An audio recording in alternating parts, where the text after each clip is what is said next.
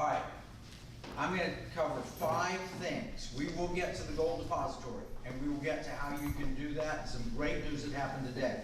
But 5 things: why it's according to plan, monetary truth that's about to hit the fan, DOGE, the deep state, and the trade war. So all the stuff that Trump is doing with the trade war, I'll explain. 2 other threats on the horizon, and then a solution.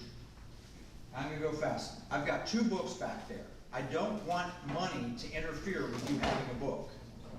In fact, if you want a book, I can't give these away because I had a researcher that I paid, but I can give pirate money books away if money's an issue. Take a book. In fact, if you're going to go into Austin and visit the legislature, take several books and pass them out judiciously. Because we are on the cusp of either going a very bad direction or a very good direction. Sort of like we were in November of last year. All right, I'm going to explain why it's according to plan. All of this is a Marxist plot that has been implemented in the United States for the past maybe as long as 100 years, maybe even a little longer. But it's really picked up steam during the Obama and Biden terms. Certainly also during Clinton terms. In 1963, a Florida congressman entered into the congressional record 45 goals of the Communist Party USA. That came from a book written called The Naked Communist that was written by Dr. W. Cleon Skousen, who was a friend of mine. As a teenager, my dad ran me around because he was on the board with Dr. Skousen of the National Center for Constitutional Studies, prior to that known as the Freeman Institute. And Dr. Skousen taught me that all my teenage years. In fact, what I'm going to tell you about is something, the idea for pirate money is something I came up with at age 10 when I found that Nixon took us off the gold standard, but I'll get to that. Bottom line, all of this is centered as compassion. We've got to be compassionate to people who have different sexual preferences. We have to be compassionate to the Delta smelt. We have to be compassionate to the sagebrush, sand dune lizard, and all of the things. Well, what does that turn out to do? That compassion means that we can't frack for oil. That means that we have to not celebrate God in schools. We have to celebrate mass diversity in every possible way, and they call it compassion. That is the goal of the Communist Party USA. And we put immigrant over citizen because that's compassion. It's really not. It's nonsense. It's not compassionate. It's harmful. It is about tearing down America. That's what this book, according to plan, is about. It's devastating in practice. The purpose is wealth redistribution, control, bankrupting the old system, and catastrophic failure and collapse of police, fire, and national security.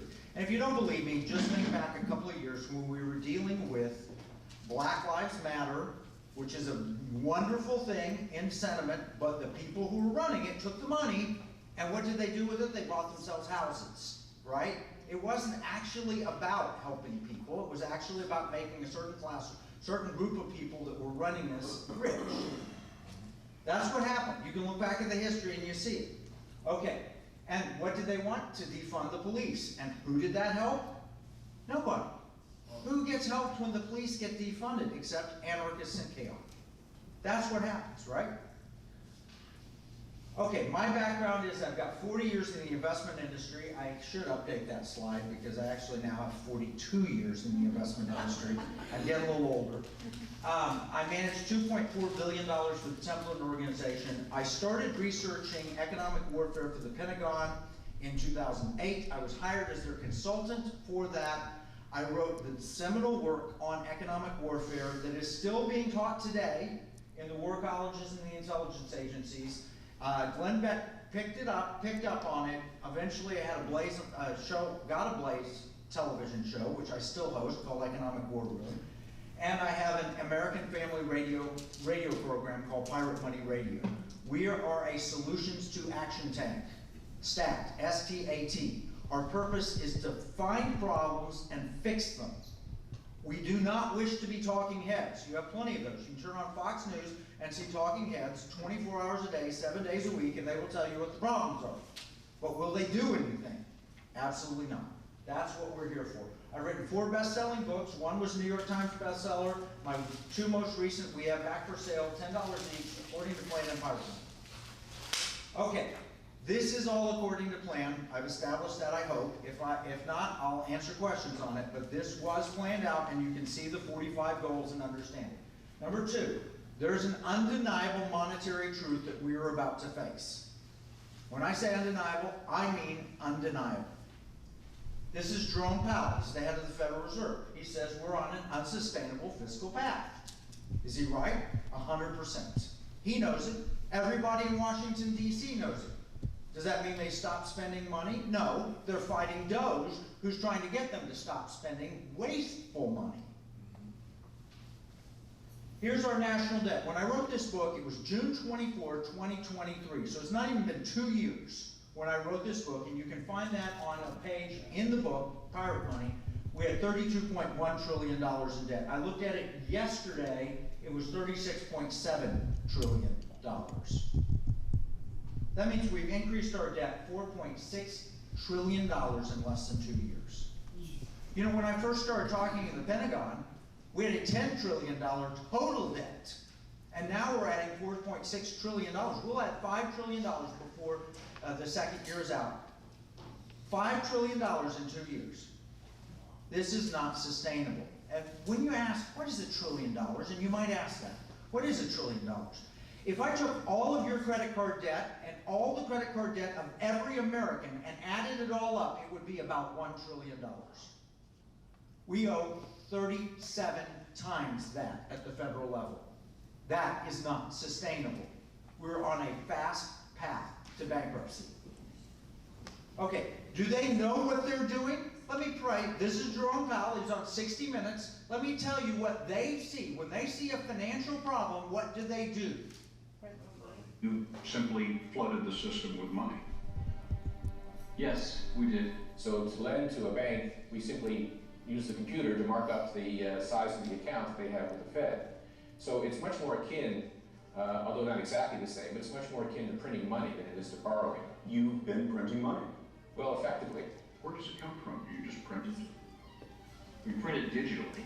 So we as a central bank, we have the ability to create money digitally. Flooding the system with money. Yes, exactly. And there's no end to your ability to do that. There is no end to our ability to do that. Okay. Let's say that Chick-fil-A all of a sudden decided to produce 100 times the amount of chicken sandwiches they do in a day. And they're just going to create it. The demand hasn't gone up, they just create 100 times as much. What's going to happen to the price when you walk to the Chick-fil-A? They will be cutting the price, giving them away, doing anything they can to get them out. Because the more you produce of something, the less it's worth. Does that make sense? If there were 10,000 of these shirts sitting in a warehouse or in a store that I walked in to buy, it'd be a lot cheaper than if there are 3 of them, right? Do we understand that? What happens when you produce so much more money? It becomes worth less. And eventually it becomes worthless. Literally worthless. Literally worthless. Okay. This is what Elon Musk, richest man in America, now heading DOGE, he said we need to do something about our national debt, or the dollar will be worth nothing. Here, we're facing disaster. This is from The Economist this week. A flight from the dollar could wreck America's budgets. Currency's dominance enables very high debts and deficits, meaning a plunge might spell disaster. That's what we're facing, a monetary disaster. This is the interest only on our debt. $3 billion a day. That's how much we're paying. It's more than we're paying for our defense. You know, nations that pay more on interest than they do defense always fail. 100%, never been different. And that's where we are today. The Congressional Budget Office projects that even if we were to cut our spending, all of our discretionary spending, and reduce it to where we broke even on discretionary spending, because of mandatory spending, we will have $100 trillion in additional debt in 30 years. 100 trillion additional. Not that we go from 37 to 100 trillion, 37 trillion to 137. Is that because of the interest? I mean, That's the interest, Plus it is anything. Social Security, it is Medicare, it is welfare, it is all the mandatory spending. That's where we are, it is unsustainable. Not all the DOGE waste. This is prior to DOGE, and we hope DOGE can make a difference in that. Who do we actually pay the money to? Who's it The- going the- to? Who gets Social Security? Who gets Medicare? Who gets, it's transfer payments. That's what it is. It's transfer payments. We have pledged so much more than we take in that it becomes almost impossible to keep up with. Now, I'm almost, they keep asking me, do you want to take your Social Security yet? I'm there, and I'm not taking it yet because I'm still working, and I'm trying to, I know if I take it now, that they'll tax it heavily, and so I'm waiting. But I'm getting close. I turned 64 August 17th. So I'm facing that issue. I paid in. I paid in way more than I'm gonna get out. And I know, I understand that. I want that money, and that should never be cut. Having said that, we are facing an unsustainable fiscal path. Who gets the money? Every contractor. Everybody the government writes checks to. Apparently, according to Elon Musk, a whole bunch of people we didn't even know were getting checks. Dead people. And a bunch of dead people, 187 years old, getting Social Security payments. 1 to 5-year-olds. We're paying money more than we bring in, to the tune of about $2.5 trillion a year. Do they understand this? Yeah. This is Jared Bernstein. Jared Bernstein is the head of the Council on Economic Advisors under President Biden. He's the #1 economist in the country under Biden. Listen why he was picked. You'll get it instantly. You say, oh, I get why he was picked. Because he and Biden talk the same language. Listen. Like you said, they print the dollar, so why does the government even borrow? Well,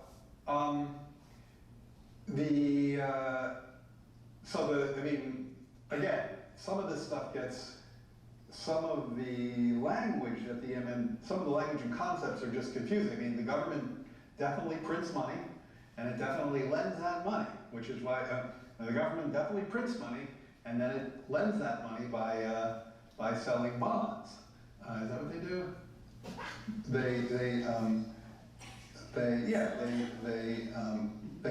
sell bonds. Yeah, they sell bonds, right? Since they sell bonds and people buy the bonds and lend them the money. Yeah, so a lot of times, at least in my year with MMT, the language and the concepts can be kind of unnecessarily confusing, but there is no question that the government prints money and then it uses that money to,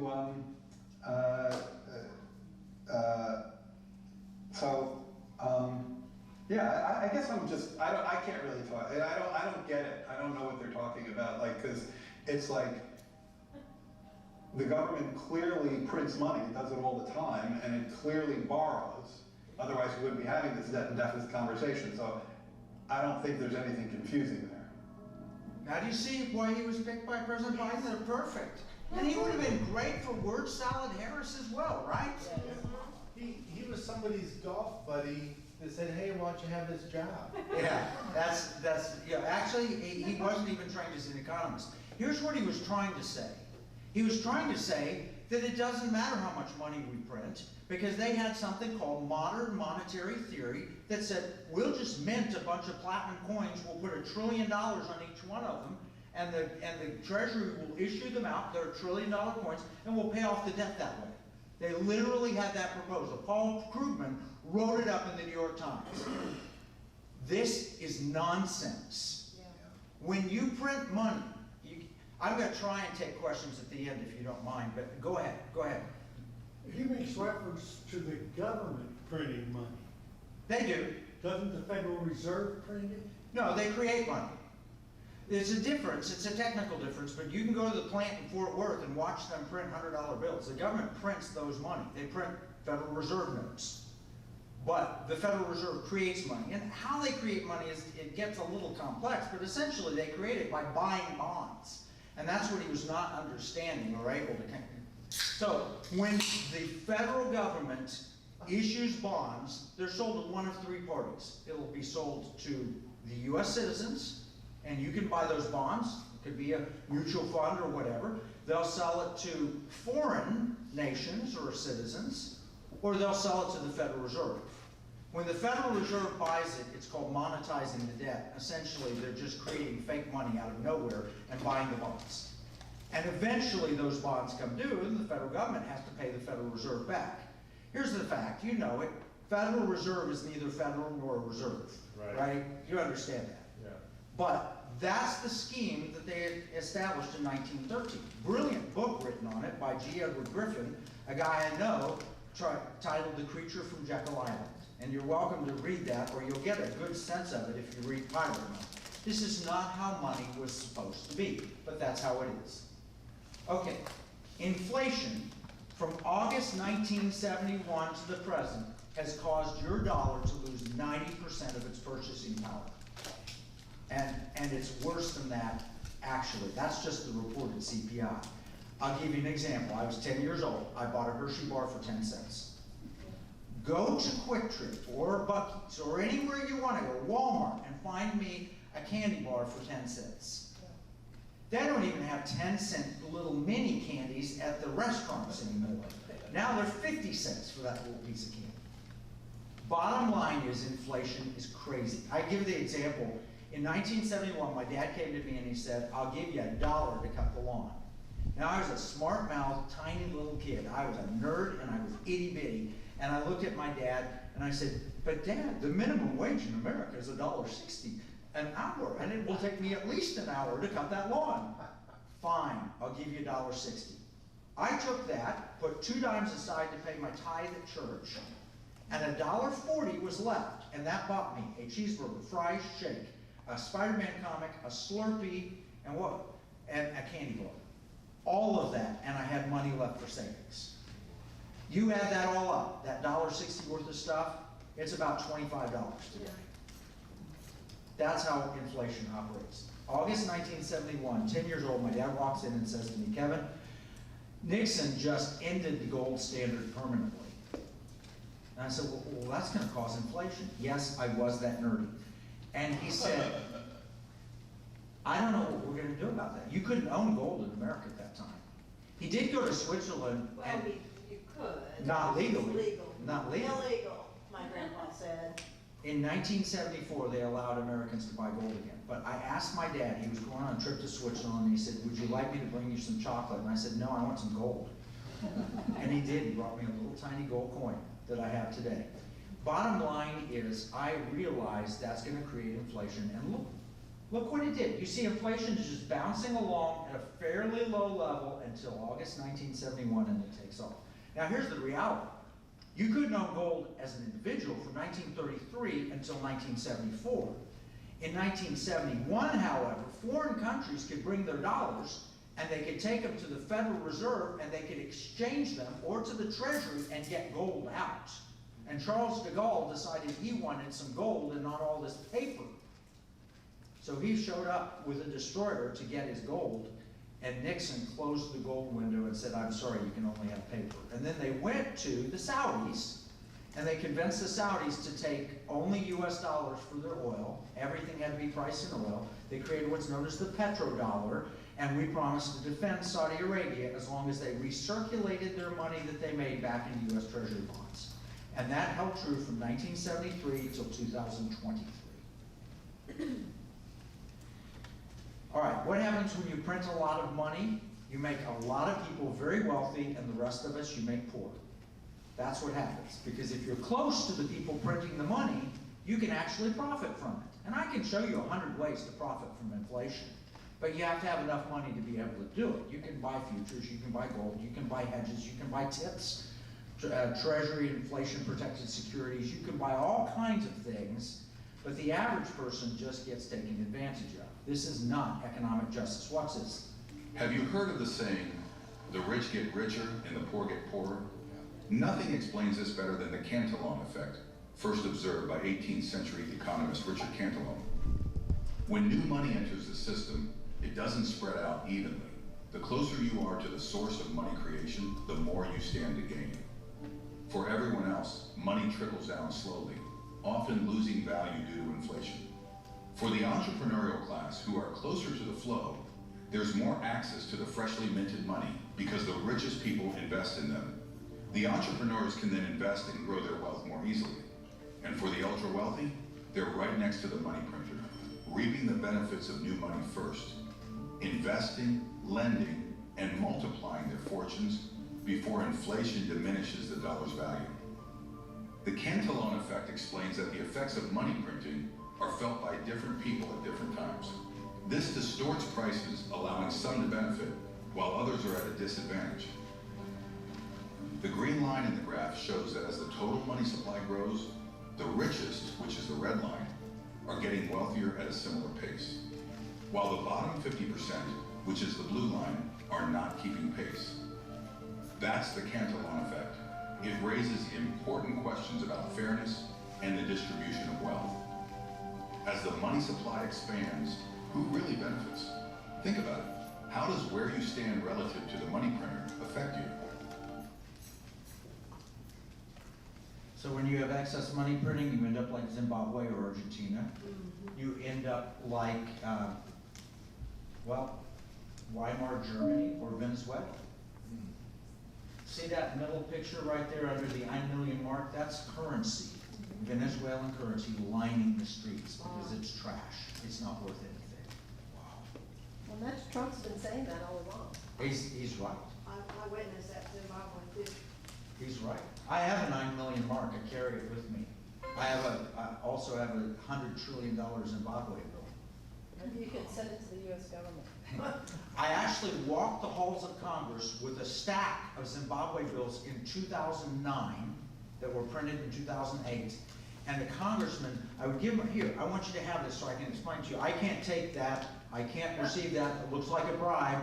Can't take anything of value. I said, well, you're in luck. It's worthless. But if you think it's valuable, I'd like you to take it, pay off the federal debt, and send me the change. I never got it. So, this is that chart, and you can see the wealthy keep up with the money printing, and the rest of us lose ground.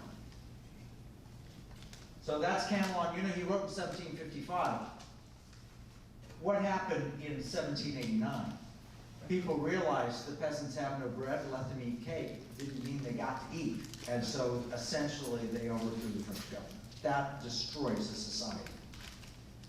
Okay, so according to plan, the government creates a problem, the government solves the problem, and the solution is always wealth transfer, consolidation of power, and new problems requiring more government. This is the Hegelian dialectic. That's how it works. You create a problem. It is also, you probably heard of the quadrant pivot strategy. Yes. It's the same basic idea. We'll create a problem, we'll solve the problem, and the solution always creates more problems, and it takes your money and gives it to somebody else. That's how it works. All right, here's the fate of empires. By the way, I do not believe the United States ever was or ever should be an empire. I think we should be a constitutional republic that leads the world and shows them how to be constitutional republics. But right now, not a lot of people are listening to me, and they think of America as an empire. Well, empires, great empires, take their own lives. Here's how they do it. The average age is 250 years. What happens in next year? 250 years. Wow. Here's the cycle. It's called the Tytler cycle. Alexander Fraser Tytler said, greed is how democracies fail. They fail when citizens realize they can vote themselves largesse from the public treasury. Guess what? We were never intended to be a democracy. The reason? Because the founders read Tytler's work. They read it and they understood it. It came out at the same time as Wealth of Nations and the Declaration of Independence, 1776. It's a good time in the world. People were smart and thinking. Here's how it happens. You go from bondage to faith, to courage, to liberty, to abundance, to selfishness, complacency, apathy, dependence, and back into bondage. You know where he got that? He studied Israel and the history of the Bible. And that's the history of all great civilizations. They follow that same pattern. As soon as they figure out they can take somebody else's stuff, they figure a way to do it. Can you put it back on, please? I'll back one up. Thank you. I want to take a picture of that. Thank you. Benjamin Franklin was a huge fan of the leader of the Indian tribes of the 5 nations of the Great Lakes. And they had a huge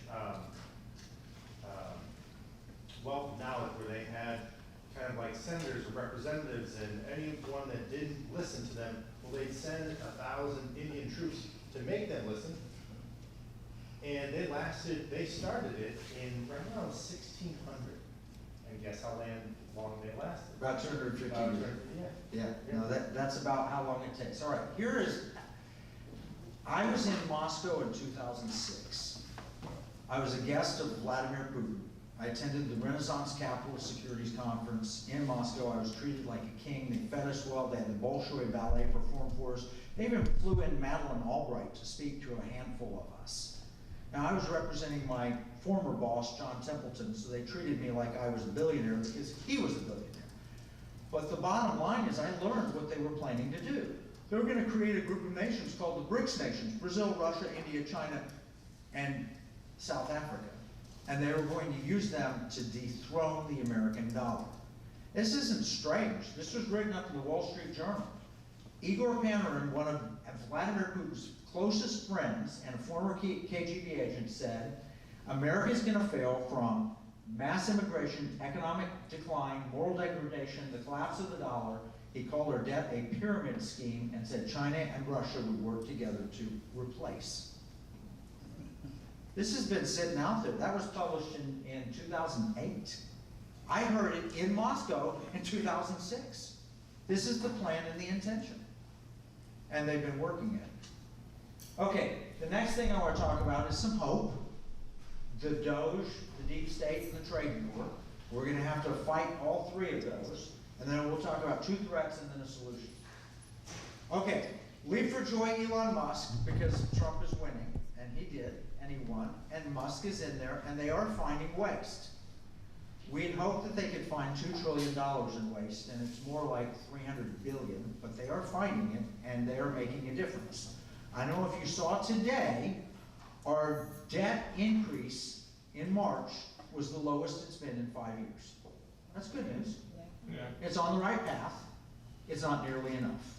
Is that because we're not paying stuff that DOGE is finding, or is that? Yes, it's because DOGE is finding things. Okay, Trump the disruptor. He's talking about efficiency, not equity. We're removing a lot of that equity nonsense. He's talking about genuine compassion and not false promises. He's talking about real sustainability, and he needed outsiders. And when they shut down USAID, it was one of the greatest things that's ever happened in the United States of America, because that was a slush fund for horrible things. There were some good things in there, and we'll have to sort that out. But there was so much bad in there, it's like cancer. You have to sometimes take a little bit of healthy flesh to get the cancer out. That was dangerous and bad, and they're working on it. The goal was $2 trillion. Basically, I've shared with you $1 trillion is equal to all our credit card debt. A 10% reduction would be $200 billion. You couldn't achieve it all immediately, but we're making progress towards it. Okay, I didn't get into the trade war yet. Let's see if that's coming up here. No, somehow I missed the trade war. I didn't get copied. I apologize for that. I put the trade war in here, and that basically, if we don't fight now, we're gone. You will turn on the television and see CNBC commentators, which I watch a lot because I'm a financial advisor, and I'm not taking clients, I'm not advertising, I don't want clients. I'm not here to say that because I don't want them to come and say, well, you're just out. No, I'm not getting clients. But I've been a financial advisor my entire career, so I watch CNBC. And they're going to tell you, the stock market's down, it's the worst market day and whatever, blah, blah, blah, blah, blah, because it's Trump and he's just so knee-jerk reacting. Here's the reality. He's not knee-jerk reacting. He has planned this out for 4 years. I know that because I know people very close to him, including his head of the Council on Economic Advisors, Kevin Hassett. And I've known Kevin Hassett for a long time because I briefed him in 2009. I walked into his office in AEI and I said, we're in the middle of an economic war. And he said, what does that mean? I said, they crashed our stock market. He said, I don't believe that. I said, this is not a free market. He said, explain it to me.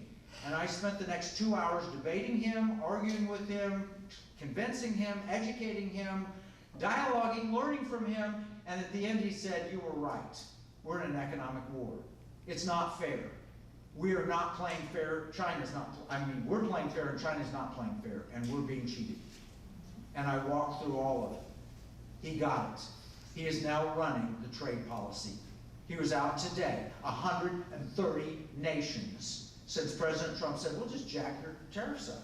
Why? Because they sell to us 3 times what they buy from us. We're in the stronger position. So we tell them, we're just jack the tariff up. Oh, no, no, no. 130 nations are negotiating. We're going to win this if we don't get weak-kneed and tell the president to quit because we're having a little pain in the stock market. That's what they're trying to do because we're about to turn the tables. Sure, I get it. At the end of World War II, it made sense. Our economy was in place. We didn't have the factories bombed or anything else. And so we had the Marshall Plan. And we were out helping people. I get that. And so we made bad trade deals on purpose to help them. And we had the world's reserve currency. And we did all of these things on purpose. But at some point, they started to take advantage of us. And they need to step up and pay their own NATO bill. You know, we pay 2/3 of the NATO bill. Yes. 2/3 of NATO's defense expenditures are paid by the United States of America. NATO primarily protects Europe. Think about this. We are covering, through our spending and our foreign aid and everything else, and all Trump wants is fairness. And it's not just tariffs, but we are paying 2 to 3 times the tariffs that they are paying us until Trump started to adjust them. We have to do this because we have 2 deficits. I told you the $2 trillion a year federal fiscal deficit. We have $1 trillion a year in trade deficit every year, which means we're sending an extra $1 trillion overseas, which is creating a problem because all that money that's being created, sloshing around the world, at some point they're going to try and destroy the dollar. And that's what I told the Pentagon back in 2008. Here's the 2 threats on the horizon: foreign attack on the dollar and central bank digital currency, which will be sold as the solution. Listen to what the IMF, head of the IMF says about our dollar. Well, how do you see this process playing out? If we are in the process of de-dollarization, what's it going to take for the world to wean itself off that dependence? Oh, the dollar is a dangerous currency, let's put it this way. See what happened to the Russian reserves. Huh? It's been weaponized by the United States. So the United States is the main enemy of the dollar. It has weakened trust in the dollar. So many countries are now seeking for alternatives. Huh? And it is expected that the BRICS jointly can provide such an alternative. Because payments in national currencies, that's fine. But there's a limit to that. You can't go beyond that limit if you don't have a new reserve currency as an alternative to the US dollar. The use of sanctions is one of the favoured forms of punishment, if you like, for the United States. And to what extent do you think the use of sanctions has promoted this trend of de-dollarization? Yes, it has. In fact, these sanctions, this weaponization of the US financial system, of the dollar, has backfired, has weakened the dollar, and has weakened trust in the Western financial system. So what you see is countries struggling to find alternatives, to de-dollarize their reserves, to de-dollarize their international transactions, to seek alternatives to the Western financial system of payments. And that's something the BRICS have been working on under the Russian presidency of the BRICS this year. You know what central banks are buying instead of dollars? Gold. Yeah, we'll get to that, but absolutely.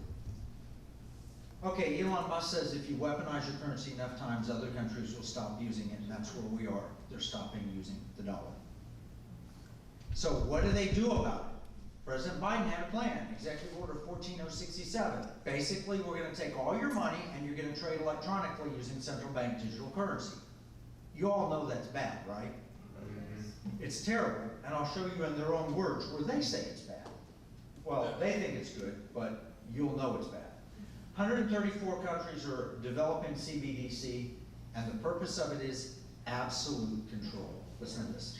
For example, in cash, we don't know, for example, who's using a $100 bill today. We don't know who is using a 1,000 peso bill today.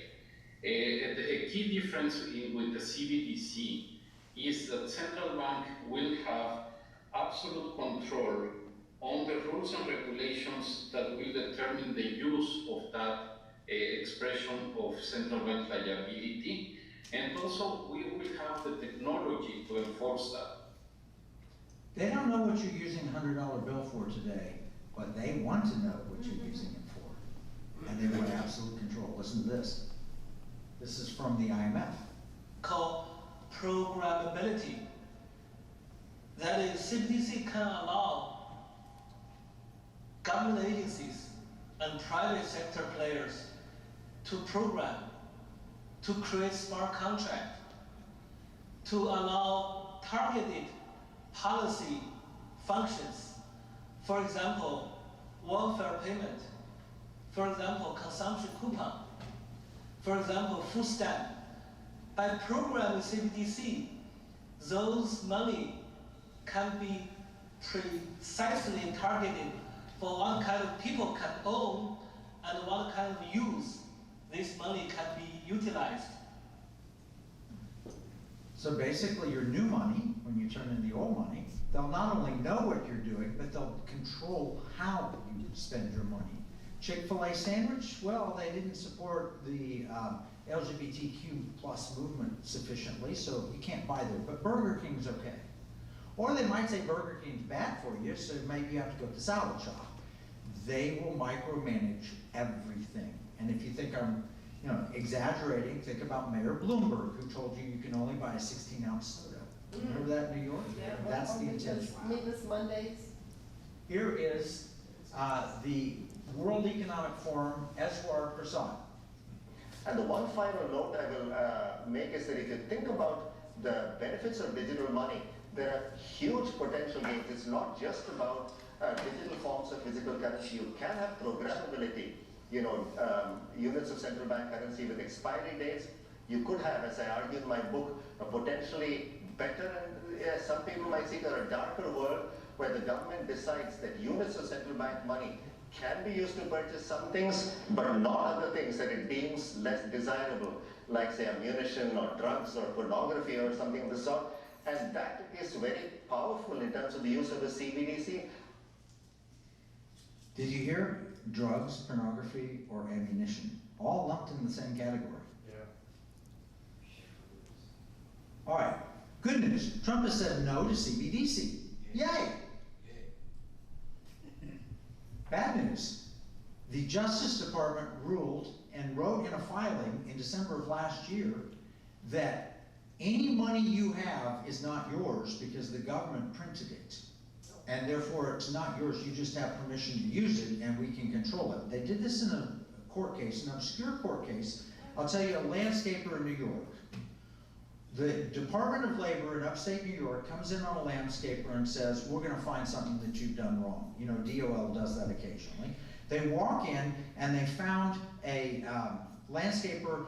They searched him for 5 years. They looked at everything the landscaper had done, and they found out that he happened to have 2 apartments on the property that were not in the right zoning, local zoning. They weren't zoned as residential. But he let workers sleep there during their shifts so that they could have a place they wouldn't have to drive all the way home. They could sleep there. And they said, well, that's residential, and they fined him $50,000 and they took it straight out of his account. And they said, wait, where's my due process? Oh, you had due process. The Department of Labor investigated, so it was properly investigated. The Department of Labor made the case, and the Department of Labor judge looked at it, and the Department of Labor judge ruled you guilty, and then we came and appeared at your bank and took your money. And I said, you can't take my money, that's my property. And he said, no, money's not property. They literally said that. They said money's not property. It's a complex argument as to why, but that's their intention. The intention is, even if they don't get CBDC, to control your money. And fortunately, that was December, before Trump appeared, and I doubt the DOJ is going to take that position now. Pam Bondi hopefully will stand up, but I'm telling you, this is the way they're thinking. Well, do they need to file another brief to say it is property?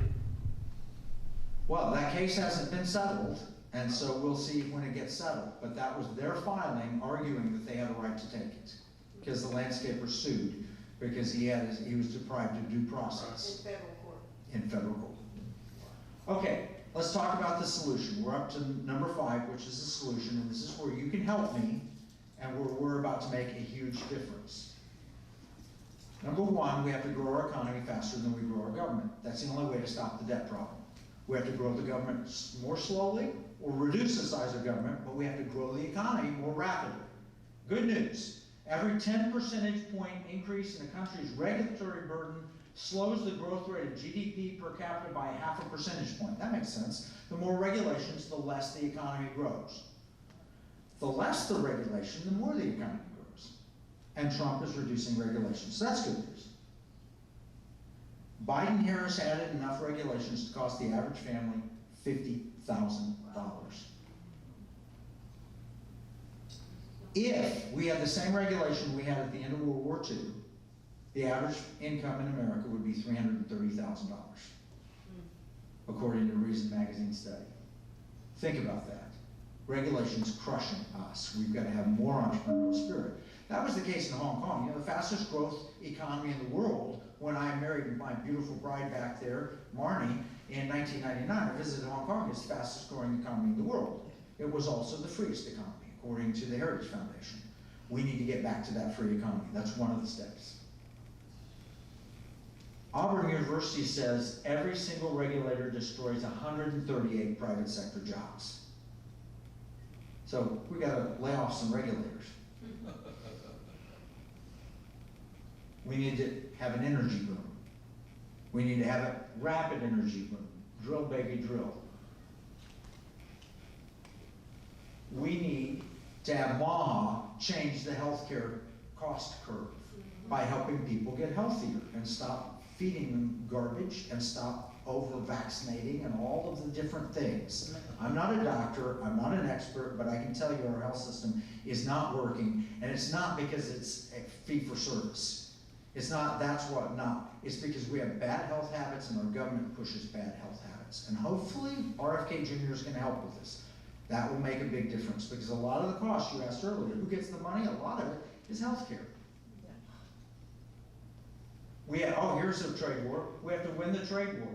Look at the blue bar, the lighter blue versus the purple, and those colors are off. I don't know why this projector's off. But the light blue is what they charge us, and the purple is what we charge them.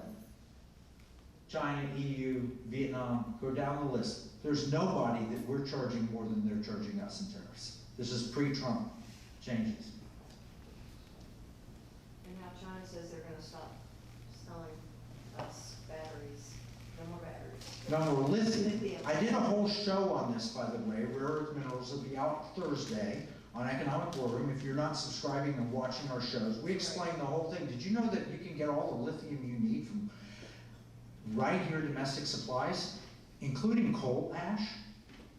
You know why we don't have rare earth minerals? They're not that rare. We don't have them because the Chinese have funded environmental regulations in our nation so that they can have a monopoly supply in theirs. There's plenty of rare earth minerals. Go to California. We have to move Gavin Newsom out of the way. Or President Trump could open the federal lands to rare earth extraction, which we need to do, by the way. Okay, here's the last solution, the one that I want to talk about the most. It's making money great again. We have a constitutional historic opportunity. I'm going to tell you something happened today that is amazing. And Texas is going to be left in the dust if you don't help me. What is money? Money's changing. Money's not just $100 bills anymore. Now, how many people carry a lot of cash? Whenever I would travel, I would load my wallet up and carry a lot of cash. I don't do that anymore. What's a lot? Well, then, $100 was a lot. Today, $100 is not that much. But today, I pay for almost everything, tap to pay, or credit card, or debit card, or Venmo, or PayPal. Money's changing. Isn't that playing into the hand of the CBDC? Of course it is. So what is money? It's a unit. There are only three things money really is. It's a unit of account. When you price your Chick-fil-A box, it's $15, right? Roughly. Unit of account. Money is a unit of account. It's how you measure how much that is. You don't measure it in the number of books. I don't measure it in the number of wallets, if I make wallets, or hours of work. I measure it in dollars. Dollars are a good unit of account. Medium exchange.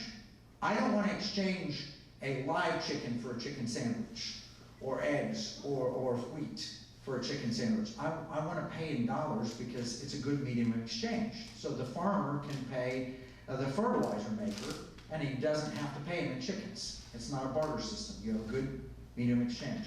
But store of value, the dollar is a terrible store of value. It's lost 90% of its purchasing power in the last 50-some years. Those are the three things money's supposed to be. You know, our founders, they hated paper money. Watch this. Washington said paper money opens the door to every species of fraud and injustice. Jefferson said paper is poverty.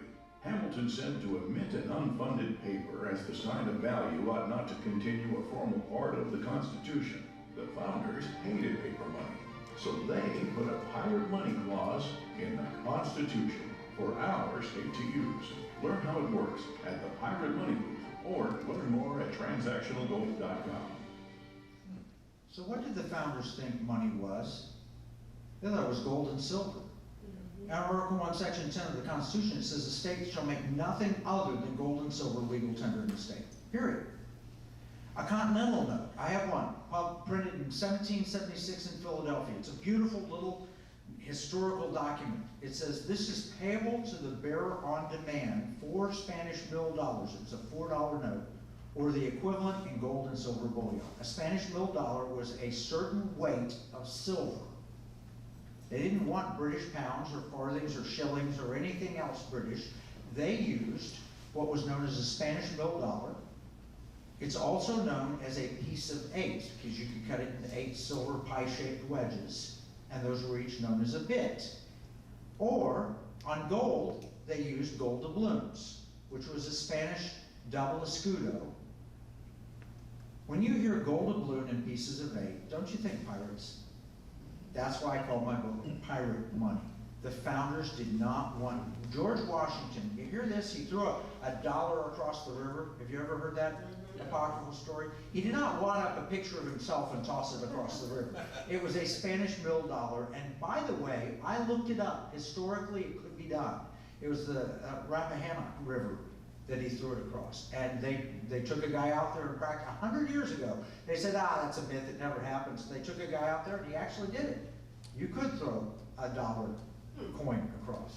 Bottom line is that's what they meant, gold and silver. The problem with gold and silver is, have you taken a gold coin to I went to Summer Moon before we came over here.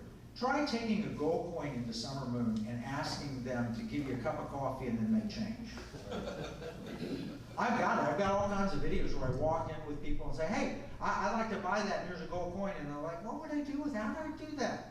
I mean, if they were smart, they'd take the gold coin.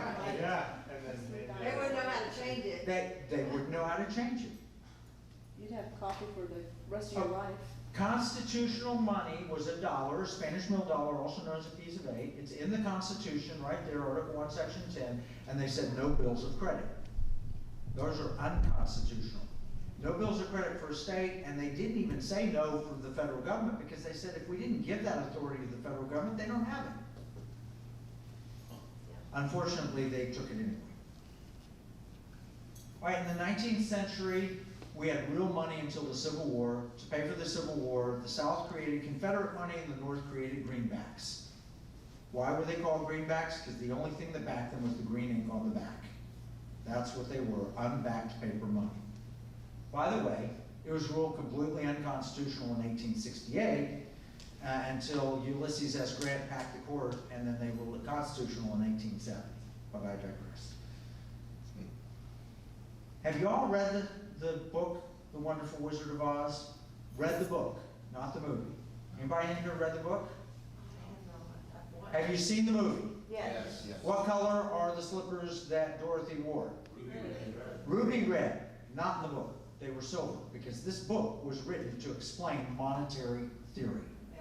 The entire thing from start to finish is a monetary allegory. It is the Wizard of Ounce, OZ, which is the unit of how you measure gold and silver. Have you ever read the book, The Web of Debt? The Web of Debt, I have. Every chapter opens with the phrase of the wizard. From the Wizard of Oz. Yes, it does. So the yellow brick road that you had to follow to get home to Kansas, because all of a sudden I found myself in this strange new world I don't know anything about, and I want to get home. How do I get home? You follow the yellow brick road with your silver slippers. It is a bimetal standard that was recommended by L. Frank Baum, the author. Now, he had some interesting characters. The Wicked Witch of the Northeast represented the bankers of the Northeast. The Flying Monkeys, I apologize to any attorneys here, but they were the attorneys. And who wants to get home to Kansas, and who wants to help them?